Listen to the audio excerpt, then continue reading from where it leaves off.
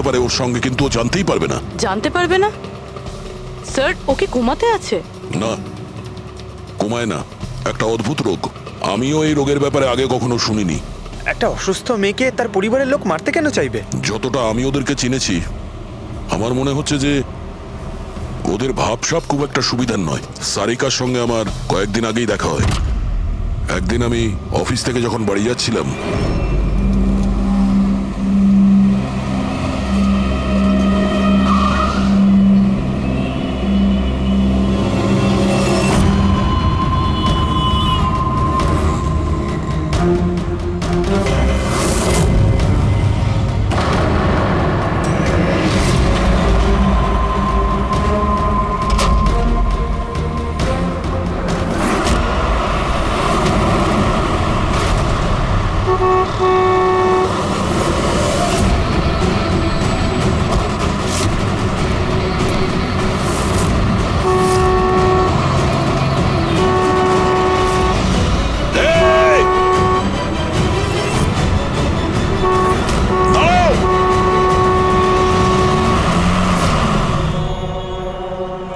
তুমি হ্যাঁ এত বড় একটা ট্রাক সামনে থেকে বেরিয়ে গেল, তুমি দেখতে পাওনি? ও হর্ন বাজাচ্ছিল, তুমি শুনতে পাওনি? হ্যাঁ, আত্মহত্যা করার চেষ্টা করছিলে কি? মনে হচ্ছে দেখতেও পায় না, শুনতেও পায় না। কিন্তু এই রাস্তায় একা কি করছে? কে কে আছে এখানে? আকাশ দাদা, কে আপনি? কে? তার মানে আপনি দেখতে পান? তাহলে আপনি আমি আর ওই ট্রাক দেখতে পাননি? চাপা দিয়ে চলে যেত আপনাকে যদি আমি আপনাকে না বাঁচাতাম। সরি, আমি সত্যি দেখতে পাইনি। সারিকা, সারিকা তুমি ঠিক আছো তো? সারিকা, তুমি একলা কোথায় চলে গেছিলে? তোমার যদি কিছু হয়ে যেত তাহলে? আমি আগেই বলেছিলাম আমরা প্রপার্টি দেখতে যাচ্ছি, ওকে সাথে করে নিয়ে যাওয়ার কোনো দরকারই ছিল না, কিন্তু আমার কথা কেউ শোনেই না। রজনী প্লিজ থামো তুমি। ইনি ঠিকই বলছেন, আমি নিজে দেখেছি। ওনার লেফট সাইড দিয়ে একটা ট্রাক আসছিল, উনি দেখতে পাননি। ও হর্ন বাজাচ্ছিল, শোনেনি। চাপা দিয়ে চলে যেত ট্রাক যদি আমি না থাকতাম। থ্যাংক ইউ দাদা, থ্যাংক ইউ ভেরি মাচ। হ্যাঁ দাদা, সত্যি ও ট্রাকের আবার শুনতেও পাইনি আর দেখতেও পাইনি। তার মানে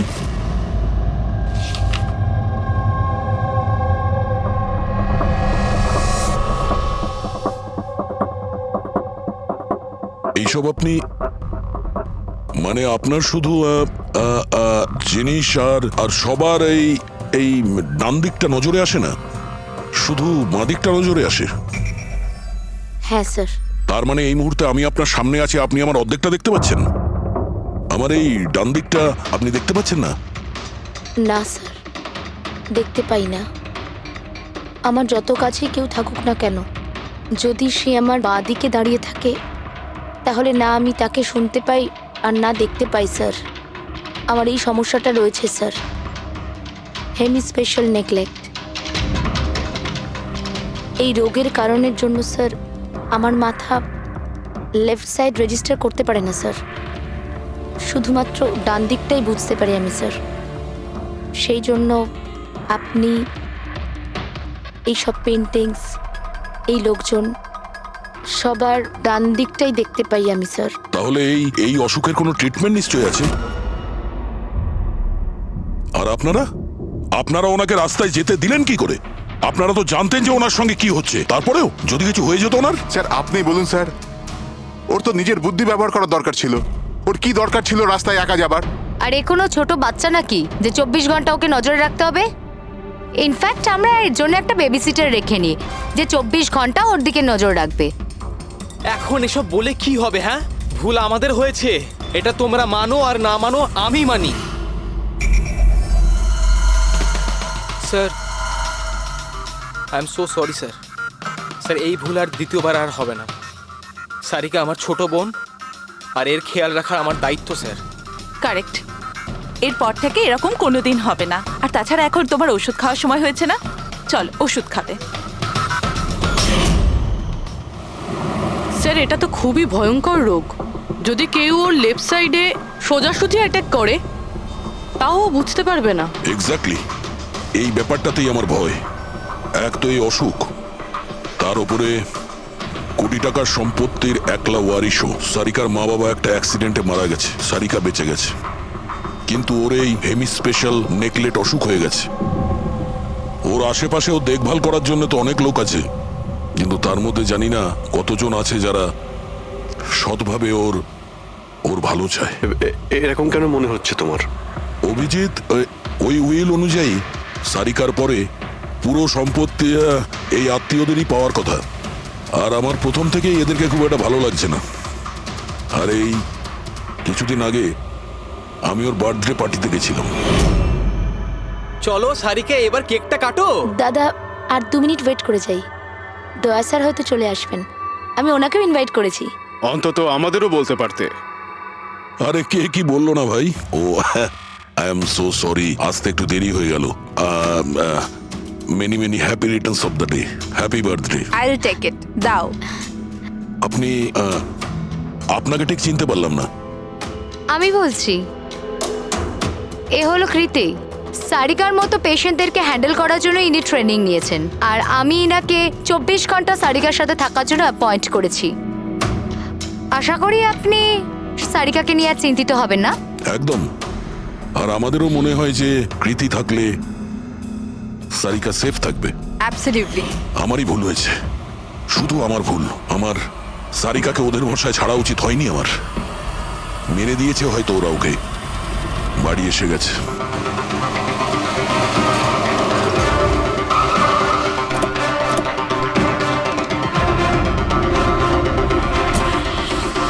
কোথায় ও? হ্যাঁ, কি করেছো তোমরা ওর সাথে? স্যার, আমরা তো জানি না কি হয়েছে। আমরা তো কিছুই করিনি স্যার। 1 মিনিট, কি হয়েছে কি এখানে? স্যার, ড্রয়িং রুমের অবস্থা দেখে আমরা এতটাই ভয় পেয়ে গেছি যে আমরা ভিতরে যাইনি। আগে এটা বলো, সারিকা কোথায়? স্যার, আমরা কিচ্ছু জানি না, আমরা কিচ্ছু দেখিনি। স্যার, আমরা এইসব দেখে ঘাবড়ে গিয়েছিলাম আর সোজা আপনাকে ফোন করেছিলাম। ঠিক আছে, আমরা দেখে নিচ্ছি। পঙ্কজ, এদের সবার স্টেটমেন্ট রেকর্ড করো, আর কাউকে ভিতরে আসতে দেবে না।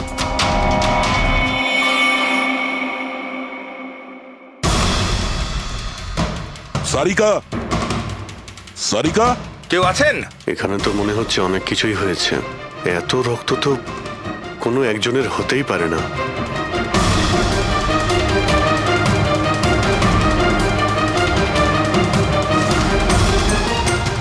স্যার, হ্যাঁ, স্যার এই দেখুন, কেউ লুটপাট করার জন্য ঢুকেছিল, কিন্তু টাকা নিয়ে বেরোতে পারেনি। যেই ওকে বাধা দেওয়ার চেষ্টা করেছিল তার উপরেই আক্রমণ করে। স্যার, লাশ। সারিকা?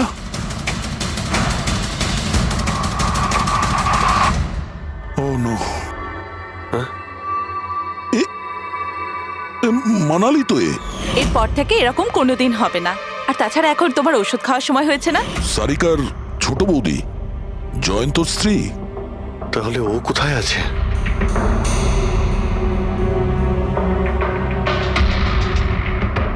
ও নো। দয়া,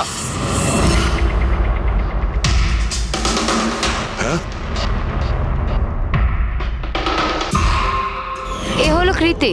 সারিকার মতো পেশেন্টদেরকে হ্যান্ডেল করার জন্য ইনি ট্রেনিং নিয়েছেন। এটা তো কৃতি।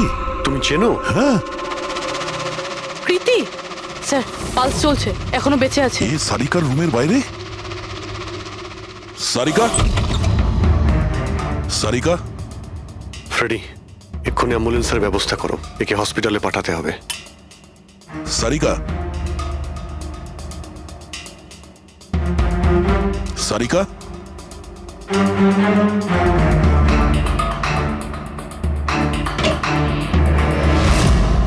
সারিকা, সারিকা, অভিজিৎ।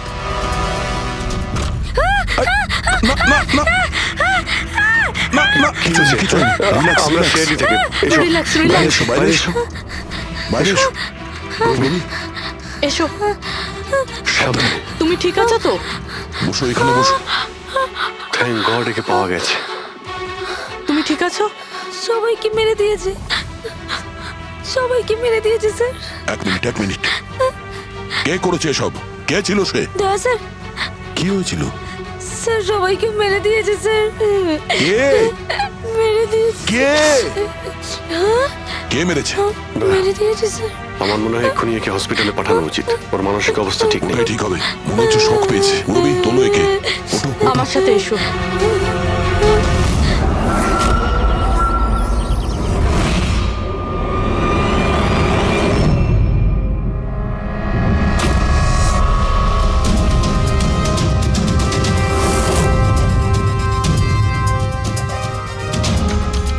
স্যার আপনি আমাকে ঘরে কেন যেতে দিচ্ছেন না? আমার বউ খুন হয়েছে। স্যার প্লিজ আমি একবার দেখতে চাই, শুধু একবার। মিস্টার জয়ন্ত, আপনার স্ত্রীর খুন হওয়ার জন্য আমরা খুব দুঃখিত, কিন্তু আমরা আপনাদেরকে ভেতরে যেতে দিতে পারি না। 3 জনের উপর হামলা হয়েছে, একজন মারা গেছে, একজন আহত, আর একজন শক পেয়েছে। আর আপনারা বলছেন যে আপনারা কিছুই জানেন না। হ্যাঁ, সত্যি আমরা কিচ্ছু জানি না স্যার। ইনফ্যাক্ট আমরা এখানে কেউ ছিলামই না স্যার। আমরা সবাই নিউ বোম্বেতে ছিলাম একটা পার্টিতে। কোন পার্টি? স্যার একটা ফ্রেন্ডের রিসেপশনের পার্টি। তো আপনারা সবাই ওখানে গিয়েছিলেন তো? মানালি। ও বাড়িতে কেন ছিল? স্যার মানালি আমাদের সঙ্গেই গিয়েছিল। বাড়িতে শুধু সারিকা আর কৃতি ছিল, কারণ স্যার সারিকার শরীর খারাপ ছিল। কিন্তু স্যার এই পার্টি থেকে হঠাৎ মানালি কি করে হারিয়ে গেল আমরা কিচ্ছু জানি না স্যার। স্যার, হ্যাঁ পূরবী। স্যার এই দেখুন, এর নখে এবং এর বডিতে অনেক গুঁড়ো চুল পাওয়া গেছে। স্যার এই কাঁচের টুকরোগুলো দেখুন, বেশ মোটা, মনে হচ্ছে কারো চশমার কাজ।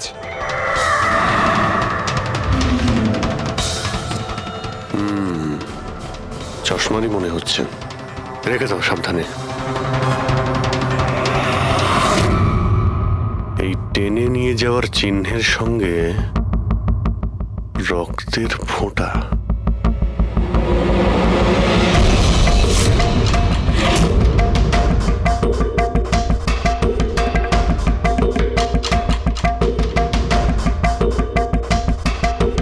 এখানে এতটা রক্ত, মানে এখানে এসে দাঁড়ায় আর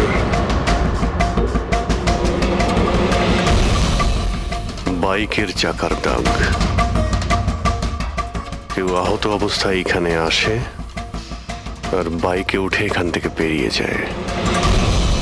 আচ্ছা একটা কথা বলুন তো, আপনাদের মধ্যে বাইক কার কাছে আছে? বাইক? না স্যার বাইক তো কারুর কাছে নেই। আমাদের সবার কাছে নিজের পার্সোনাল গাড়ি আছে স্যার। এই বাড়িতে টোটাল 5টা কার আছে স্যার। কিন্তু অভিজিৎ, এটা কেন জিজ্ঞাসা করছো? কারণ কেউ খুবই আহত অবস্থায় বাইকে উঠে এখান থেকে চলে গেছে, আর আমার পুরো বিশ্বাস যে খুনি সেই। আই থিঙ্ক এর জবাব সারিকাই দিতে পারবে। ওর জ্ঞানটা একবার ফিরে আসুক। বাই দ্য ওয়ে, আপনাদের মধ্যে কি কারো চোট বা আঘাত লেগেছিল? আঘাত আমাদের? স্যার আপনার কথার মানে কি? আমাদের কেন চোট লাগবে? আপনারা আমাদেরকে সন্দেহ করছেন? যতক্ষণ এই কেসটা সলভ না হবে আমরা সবার উপরেই সন্দেহ করব। আর আপনারা যদি আমাদের সঙ্গে সহযোগিতা না করেন তাহলে আমাদের সন্দেহ আরো বেড়ে যাবে। হ্যাঁ, তাই প্লিজ কোঅপারেট।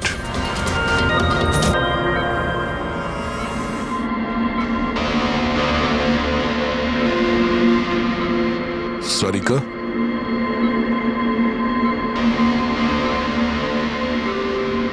আচ্ছা তুমি কি ঠিক আছো? অভিজিৎ, সারিকা, দয়া স্যার। তুমি ঠিক আছো? স্যার মানালি বৌদি আর কৃতি স্যার। কৃতি ঠিক আছে, কিন্তু মানালি মারা গেছে। সামলে কৃতি।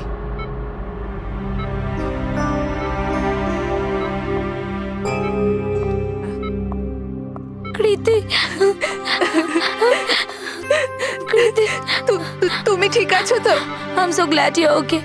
থ্যাংক গড তুমি ঠিক আছো।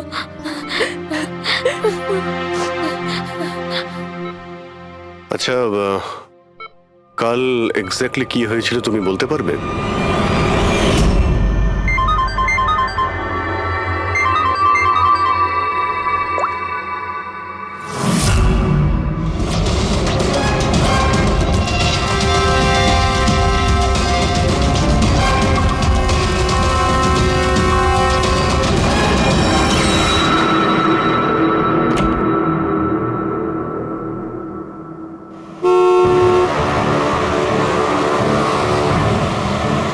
বৌদি,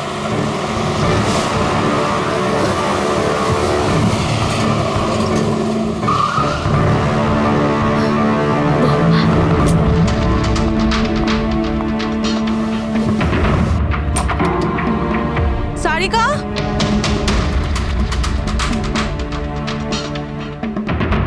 সারিকা, সারিকা কোথায় তুমি? বৌদি, সারিকা, সারিকা,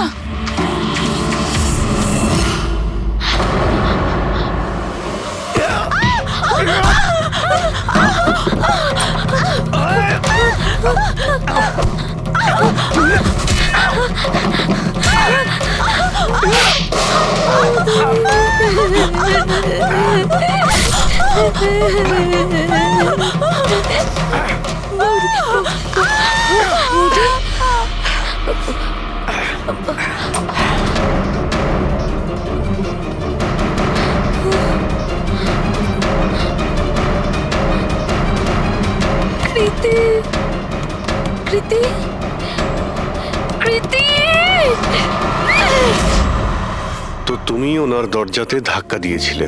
তো কৃতি, আপনি কি দেখেছিলেন? আপনার উপরে আক্রমণ কি করে হলো? সারিকার জোরে চিৎকারের আওয়াজ পেলাম, আমি তখনই ঘর থেকে বাইরে আসি। সারিকা, এইসব কি করে? কৃতি, কৃতি, সারিকা তুমি ঠিক আছো তো? কৃতি, আমি আমি আমার রুমে। কৃতি, আমি এখানে। Okay okay okay Sarika, you don't worry, I am coming. Kriti সাবধানে, খুনি এখনো বাড়িতেই আছে। খুনি? সারিকা, তুমি ওকে দেখেছো যে কৃতির ওপর হামলা করেছে? হ্যাঁ স্যার, আমি দেখেছিলাম। সারিকা, সারিকা, কৃতি, কৃতি, সারিকা, সেই মুহূর্তে তুমি যা যা দেখেছো সেটা তুমি একটা পেপারের ওপর আঁকতে পারবে?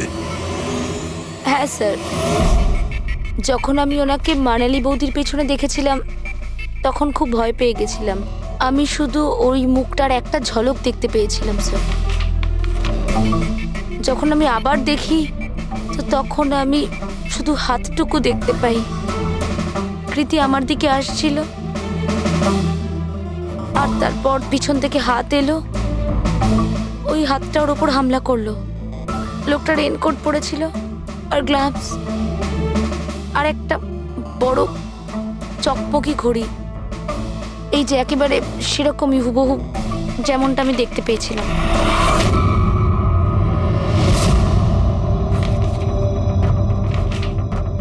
আই হোপ এই অর্ধেক ছবিগুলো দিয়ে আপনারা কিছু উপকার পেয়ে যাবেন হয়তো। চিন্তা করো না, এই অসম্পূর্ণ ছবিটা আমরা কমপ্লিট করব। ফেডরিক, মনোহরের কাছে এই পেন্টিং গুলো নিয়ে যাও আর বলো যে এই স্কেচ যেন কমপ্লিট করে। Sarika, thank you so much. আপনি যেতে পারেন, টায়ার্ড হয়ে গেছেন হয়তো। চলো সারিকা।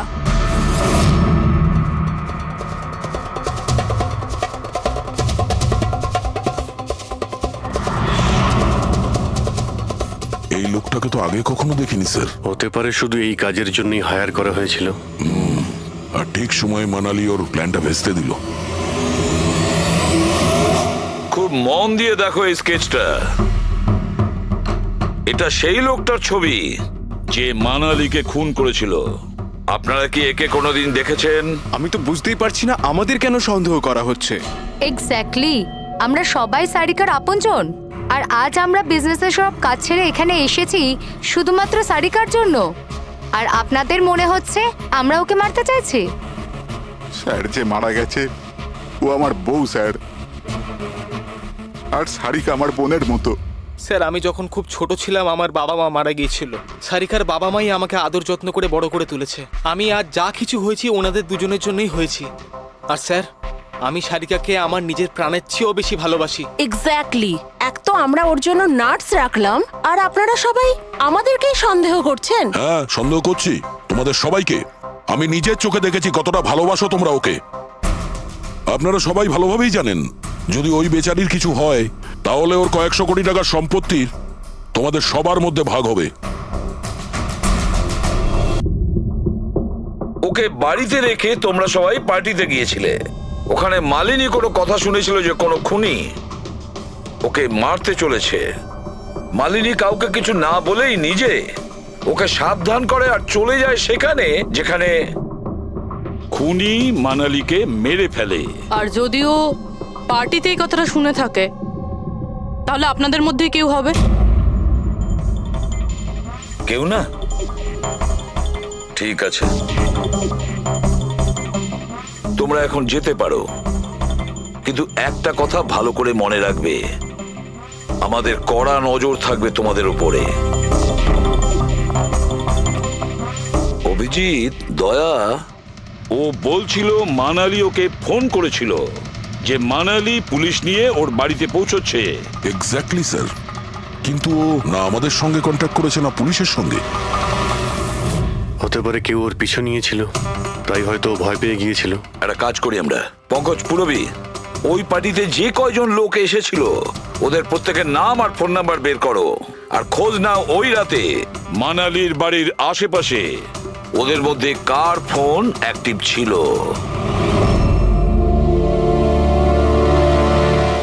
স্যার, হ্যাঁ স্যার, ওই রাতে ওখানে 250 লোক ছিল, কিন্তু স্যার একজন হচ্ছে ঈশান। ওই রাত্রেও পার্টিতে ছিল, আর ওখান থেকে ও সারিকার বাড়ির দিকে গেল যখন মানালি পার্টি ছেড়ে গেল। আর ফোন ওখানেই বন্ধ হয়ে যায় ওদের বাড়িতে। স্যার, আর একটা আজব ঘটনা ঘটেছে। মানালি সেই রাতে ওই বাড়িতে ফোন করেইনি, বরং সেখান থেকে ব্যান্ড্রায় গিয়েছিল, কোয়াড্রাম, আর তারপর থেকে ফোনটা সুইচড অফ। মানালির সেল ফোন তোর কাছেই ছিল ওই ক্রাইম সিনে?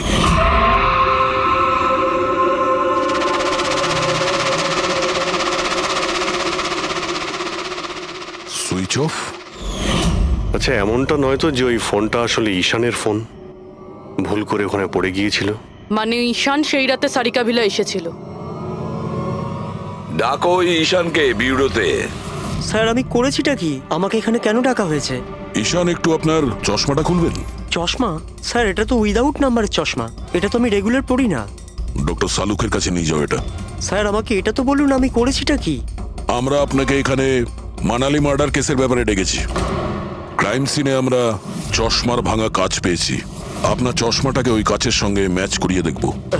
কিন্তু স্যার, আমি তো ওই জায়গায় যাইনি। যদি তুমি নাই গিয়ে থাকো তাহলে তোমার ফোন ওখানে ওই ভিলাতে কি করছিল? আর মানালির ফোন তোমার বাড়িতে মান্দ্রাতে কিভাবে পৌঁছলো? ওই স্যার, পার্টিতে আমাদের ফোন এক্সচেঞ্জ হয়ে গেছিল, কারণ আমাদের ফোন দুটো এক। কি হলো মানালি ম্যাডাম, আপনাকে চিন্তিত মনে হচ্ছে? চিন্তিত আমি? না তো, আসলে আমি ওই জয়ন্ত আর আকাশকে খুঁজছিলাম। আপনি ওদের কোথাও দেখেছেন? হ্যাঁ, ওরা দুজন ভেতরেই হবে। আসলে কি হয়েছে, এত চেঁচামেচি আর এই ডিস্কোতে আমি কিছু বুঝেই উঠতে পারছি না। আপনি প্লিজ আমাকে একটু হেল্প করে দেবেন ওদের খুঁজে পেতে? আমি ওদের ভেতর থেকে আপনার কাছে পাঠাচ্ছি।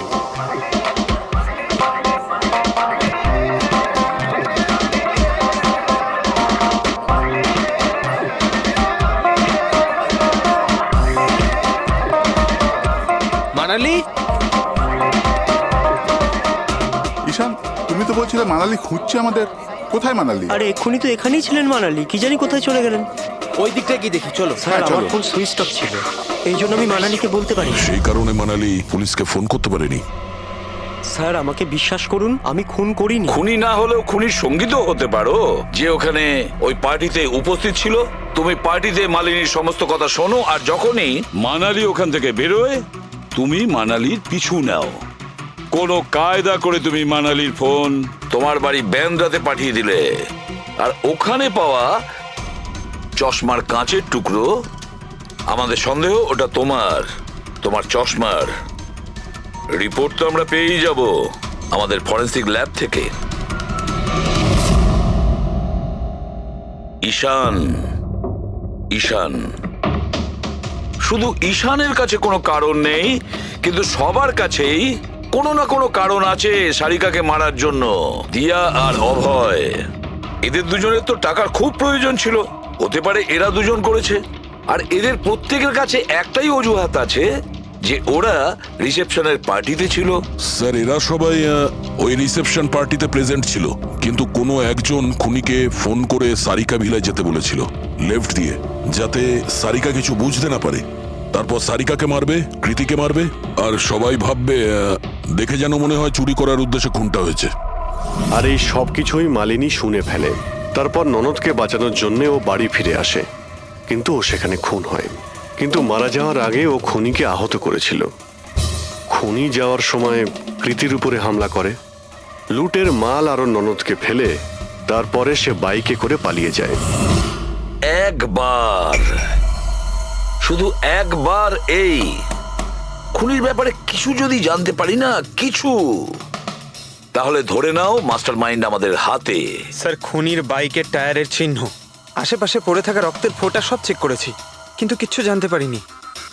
স্যার, মনে হয় যে খুনির কোনো পাস্ট রেকর্ড নেই। এর মানে হলো খুনি কোনো পেশাদার অপরাধী নয়। স্যার, মানালির জামা কাপড় থেকে আর নখ থেকে যে চুলগুলো পাওয়া গেছে, সালুঙ্কে স্যার সেটা টেস্ট করছে, হয়তো কিছু পাওয়া যাবে।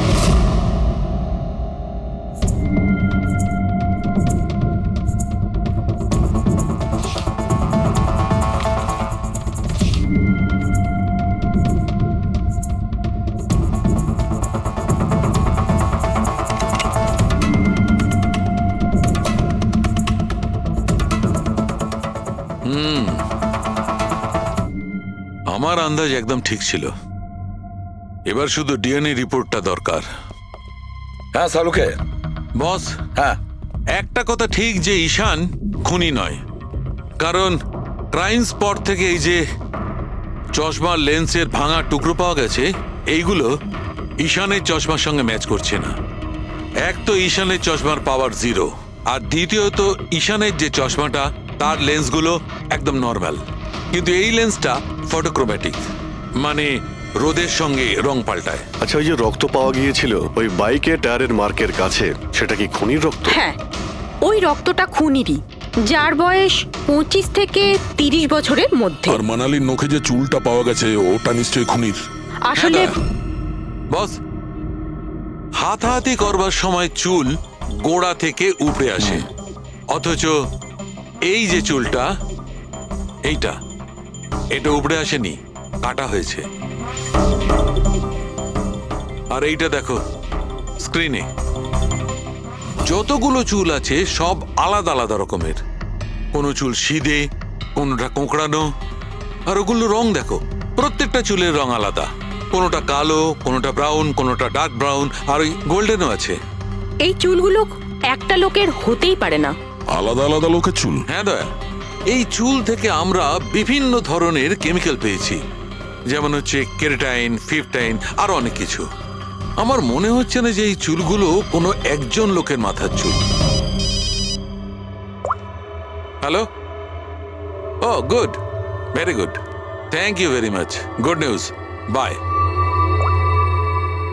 ডিএনএ টেস্টের রিপোর্ট, এই রিপোর্ট এই বিষয়টা কনফার্ম করছে যে এই যে চুলগুলো সেগুলো কোনো একজন ব্যক্তির চুল নয়। যে লোকটার ড্রেসের ওপর আলাদা আলাদা চুল আছে, আলাদা আলাদা লোকের কাটা চুল, সেই লোক কোনো বড় সেলুনে কাজ করে, হেয়ার স্টাইলিস্টের।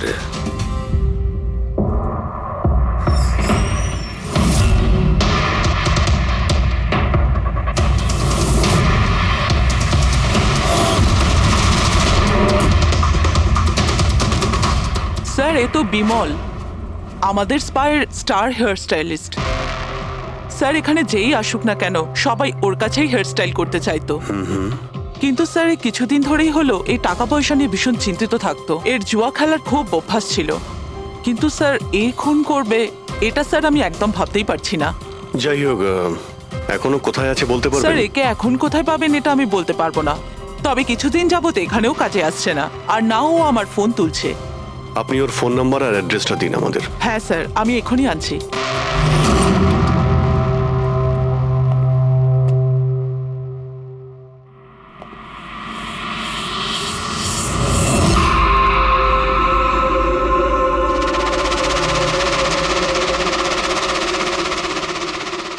ও নো, এ তো গেছে।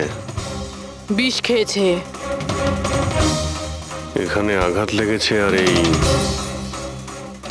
এই কাঁধেও নখের চিহ্ন।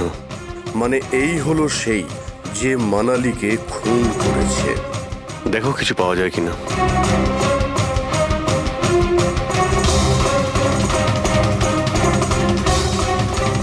স্যার, হ্যাঁ, আমি বিমলের বাইকটা চেক করলাম স্যার। বাইকটার হ্যান্ডেলে শুকিয়ে যাওয়া রক্ত আর কাঁদালে আই অ্যাম শিওর স্যার এগুলো ওই বাড়িটার ব্যাকইয়ার্ড থেকেই লেগেছে।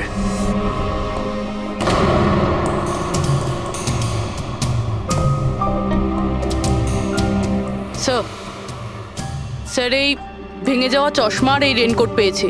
রেনকোটে রক্ত লেগে আছে।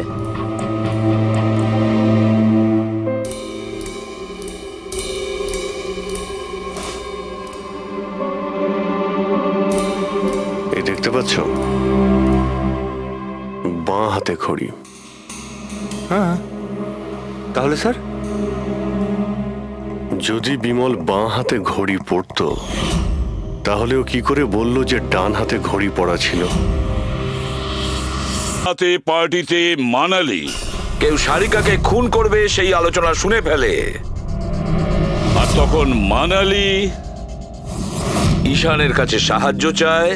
ওকে বলে যে জয়ন্ত আর আকাশকে ওখানে পাঠিয়ে দিতে। এর মানে আকাশ আর জয়ন্ত দুজনেই নির্দোষ। বাকি রইল এই তিনজন, রজনী, অভয় আর দিয়া। ওই খুনের মাস্টারমাইন্ড এই তিনজনের মধ্যেই কেউ হবে। আচ্ছা স্যার, ওই কলের অন্যদিকে কে ছিল? স্যার ওই বিমল হতে পারে। না স্যার, আমি বিমলের ফোন রেকর্ড চেক করেছি। ওই রাত্রে ওদের মধ্যে কেউই বিমলকে ফোন করেনি। তাহলে অপর প্রান্তে কে ছিল সেদিন? ল্যান্ডলাইন? আচ্ছা, ওদের বাড়ির ল্যান্ডলাইন ফোন? হ্যাঁ, হতে পারে। ফ্রেডি, পঙ্কজ, একটু খোঁজ নিয়ে দেখো তো 11টার আশেপাশে ওদের ল্যান্ডলাইনে কেউ ফোন করেছিল কিনা। ওই মেয়েটার কথা অনুযায়ী খুনির ডান হাতে ঘড়ি পড়েছিল, যেখানে বিমল বাঁ হাতে ঘড়ি পড়েছিল।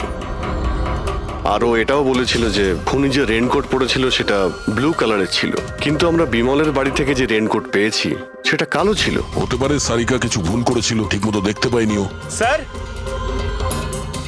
স্যার ওই রাতে 11:30টার সময় বাড়িতে কেউ ফোন করেছিল। কে ফোন করেছিল? আপনারা সত্যি বলছেন এই সব কিছুর পেছনে আমার নিজের লোকের হাত আছে? একটু অপেক্ষা করুন, সব জানতে পারবেন। স্যার, আপনারা আবার কেন খোঁজ খবর নিচ্ছেন? একবার তো খোঁজ খবর নিয়েছেন। সেদিন প্রমাণ একত্রিত করার জন্য আর আজ কেস ক্লোজ করার জন্য। আপনি একটু অপেক্ষা করুন, এখনই সবকিছু জানতে পেরে যাবেন। স্যার,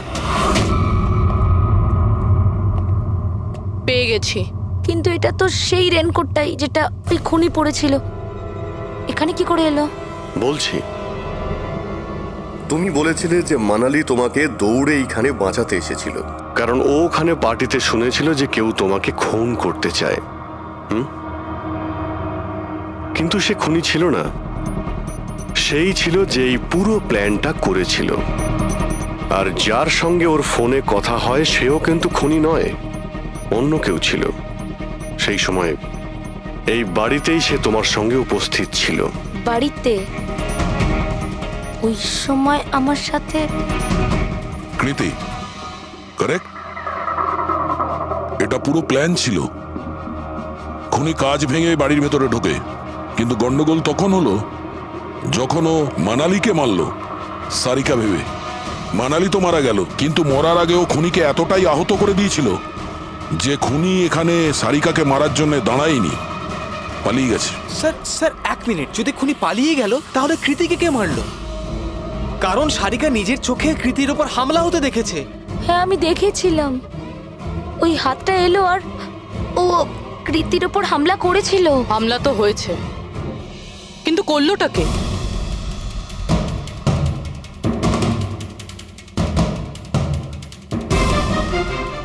আপনারা সবাই আমাকে এভাবে কেন দেখছেন? এর উত্তর তো শুধু তুমিই দিতে পারবে কৃতি। ও রাত ঠিক 10:30টার সময় শুয়ে পড়েছিল। আর মানালি কাউকে ফোনে কথা বলতে শুনেছিল রাত 11:10 আর সেই ফোনটা এসেছিল এই বাড়ির ল্যান্ডলাইনে। কে রিসিভ করেছিল সেই কলটা? যদি আমরা এটা মেনেও নিই যে বিমল তোমার ওপর হামলা করেছে, তাহলে ও তোমাকে বাঁচিয়ে রাখলো কেন? ও মানালিকে এত নৃশংসভাবে মারলো, আর তোমাকে শুধু এই একটা আঘাত কেন? ও সারিকাকে কেন মারলো না? আর এই চুরি করা টাকা ছেড়ে পালালো কেন? আর সব থেকে বড় প্রশ্ন, ও খুনিকে এই ব্লু কালারের জ্যাকেট পরে থাকতে কি করে দেখলো? কি করে দেখলো সেই ঘড়িটা, যা বিমল লেফট হ্যান্ডে পড়তো, রাইট হ্যান্ডে নয়? বিমলের রেইনকোটের কালার ছিল ব্ল্যাক।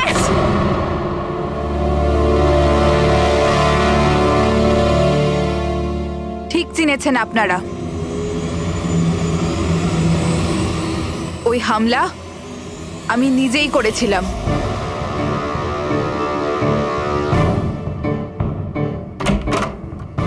সারিকা, সারিকা কোথায় তুমি?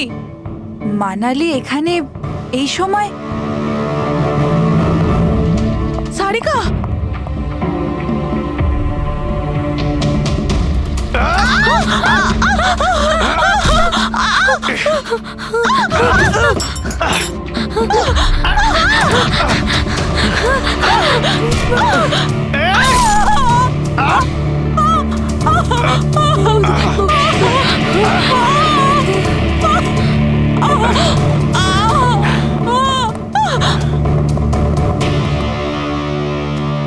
কৃতি,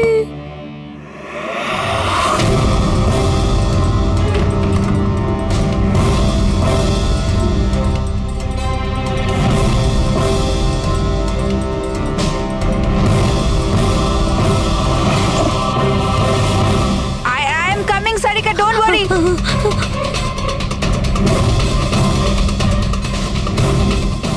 কৃতি, কারণ আমি চাইনি কেউ আমার উপর সন্দেহ করুক। আর তুমি যখন এত কিছু বলেই দিলে, তখন ওই মাস্টার মাইন্ডের নামটাও বলে দাও। হ্যাঁ, আর তুমি যদি বলো ওর নামটা আমি বলে দিই, যে মানালিকে মেরেছে আর সারিকাকে মারতে পারতো। কি রজনী দেবী, আপনি জানেন আমরা কার কথা বলছি? রজনী, তুমি? হ্যালো, কিলার শার্প 11:30টায় পৌঁছে যাবে। সারিকার খেলা শেষ, যে কোনো মূল্যে করতেই হবে। ওই আমার বাকি টাকাটা? তুমি তোমার পয়সা পেয়ে যাবে।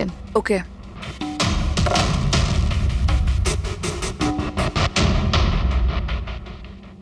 রজনী, তোমার জন্য আমি আমার বউকে... আমার পয়সার দরকার ছিল। সারিকার বেবি সিটিং করতে করতে আমি হাঁপিয়ে উঠেছিলাম। আর এইসব তোমার জন্য হয়েছে আকাশ। তোমার জন্য আমরা সবাই সারিকার আয়া হয়েছিলাম। আমাকে আমার জীবন যাপন করতে হতো আগের মতো। এই জন্য আমি প্ল্যান করেছিলাম, আর কৃতিকে বাড়িতে নিয়ে এসেছিলাম। পার্টিতে যাওয়াও আগে থেকেই ঠিক ছিল, যাতে আমি সময় পাই প্ল্যান করার।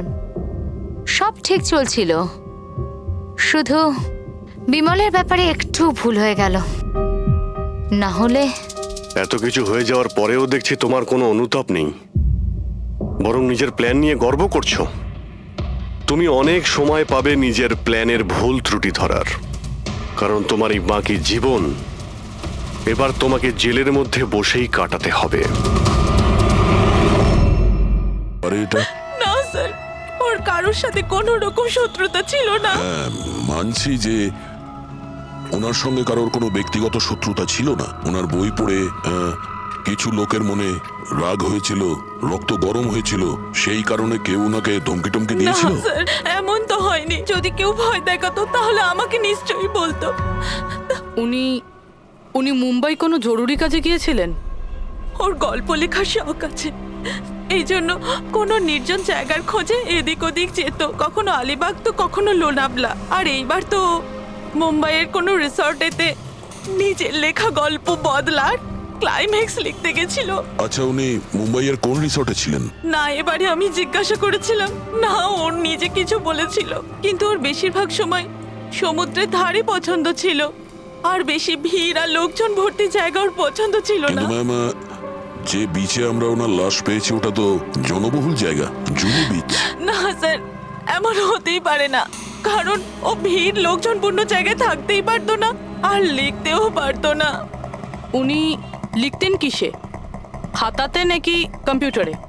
কম্পিউটার আর ল্যাপটপ দুটোতেই লেখালেখি করতো, কিন্তু মুম্বাই যাওয়ার সময় ল্যাপটপটাই সাথে নিয়ে গেছিল। আর কম্পিউটার? কম্পিউটার ওখানে ঘরের মধ্যে আছে।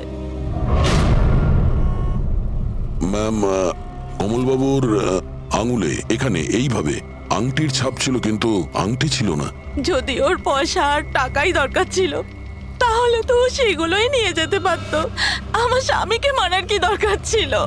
আপনি কিছু বলতে পারবেন ওই আংটির সম্পর্কে? কিরকম দেখতে ছিল ওটা? ওটাতে 10 ইয়ার্স লেখা ছিল আর লাভ আলিসা লেখা ছিল। এই ছবিটা একটু ফরওয়ার্ড করবেন আমাকে?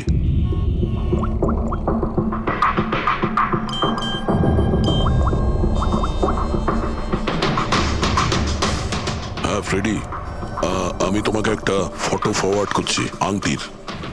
সমস্ত দোকানে ওটা পাঠাও আর জানার চেষ্টা করো যে এর মধ্যে ওটাকে কেউ বিক্রি করেছে কিনা। আচ্ছা এটা বলুন, ওই কম্পিউটারের পাসওয়ার্ডটা কি? ওটা তো আমার জানা নেই, ওটা শুধু ওই জানতো। আচ্ছা, আমরা কি আপনার এই কম্পিউটারটাকে নিয়ে যেতে পারি? হ্যাঁ নিশ্চয়ই। একটু দেখো তো ভাই ভালো করে, এই লোকটা নাকি কালকে দেখেছিলে তুমি? আমি তো দেখিনি স্যার, আমিও দেখিনি। আচ্ছা, এটা বলো তো যে প্রত্যেকদিন এই দোকানগুলো কতক্ষণ খোলা থাকে? স্যার ওই আমাদের একই সময়, রাত 11:30 পর্যন্ত। 11:30 পর্যন্ত? তাও তোমরা এনাকে দেখোনি? তোমরা জানো এনার মৃত্যু কাল রাত 9:30টার সময় হয়েছে, তাহলে দেখোনি কেন বলছো? মিথ্যে না বলছো? সাহেব, আমাদের মিথ্যে বলে কি লাভ বলুন? কিন্তু স্যার কালকে 9:30 পর্যন্ত তো সবাই এখানেই ছিল। হ্যাঁ, যদি এনার সঙ্গে এরকম কিছু হতো তো তাহলে আমরা সাহায্যের জন্য নিশ্চয়ই যেতাম। হ্যাঁ সাহেব। স্যার এদের দুজনকে ব্যুরোতে নিয়ে চলুন, ওখানে গিয়ে সত্যি কথাই বলুন। কিন্তু সাহেব, আমি তো এখানে সত্যি বলছি না। আপনি এক কাজ করুন, আপনি আপনার মাথা ঠান্ডা করতে আমার ভেলপুরি খান। আমি দারুণ ভেলপুরি বানাই সাহেব। হ্যাঁ স্যার, আর নয়তো এই আমার চানা খান। চানা স্যার।